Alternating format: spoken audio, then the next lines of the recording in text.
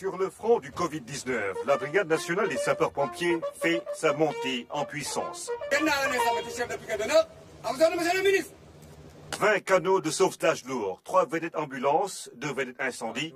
C'est la première fois que les soldats du feu acquièrent un tel matériel. Depuis quelques années, les forces armées de façon générale, les forces de défense et de sécurité connaissent une montée en puissance en termes d'acquisition de matériel, en termes également de recrutement de personnel.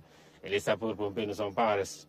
C'est ce qui justifie ce matériel qui fait partie d'un programme de 26 milliards donc, que nous venons de finaliser. Nous avons un autre programme même beaucoup plus important qui est en cours et qui devrait encore renforcer davantage les moyens des sapeurs-pompiers. Ces équipements viennent renforcer le dispositif d'intervention subaquatique. Ils auront en tout cas plus de capacité pour intervenir, mais très certainement dans un premier temps, ils auront l'appui, le soutien et l'accompagnement de la marine, qui a quand même une bonne expérience à ce niveau. Donc ils pourront aujourd'hui intervenir au port de Dakar, ils pourront intervenir également au sud du Sénégal, comme également au nord, à Saint-Louis, dans les zones insulaires, avec des moyens beaucoup plus appropriés. Cela permet également au port autonome de Dakar d'assurer une meilleure sécurité sur son plan d'eau.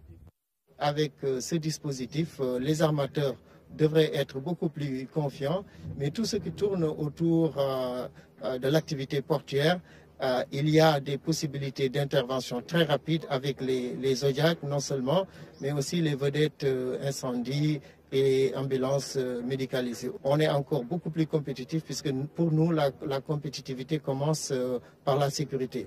Ce deuxième lot d'équipements destiné aux sapeurs-pompiers leur permet d'intervenir autant sur terre que sur mer et mieux traduire en actes leur devise « sauver ou périr ». Aujourd'hui, les sapeurs m'ont donné ce masque-là qu'ils ont confectionné dans les ateliers. C'est bien, il faut tout simplement qu'on continue à en faire. Et puis l'ASN a sorti une nouvelle norme. Il faut que les gens s'inspirent de cette norme pour faire des masques de qualité et que chacun puisse le faire. Dans un premier temps, l'artisanat a un rôle important à jouer. L'artisanat, c'est les tailleurs du coin. C'est les tailleurs, chacun peut aujourd'hui faire un masque qui s'inspire en tout cas de cette norme pour faire des masques de qualité. Et puis plus tard, le temps que l'industrie s'installe pour faire des millions de masques pour nous.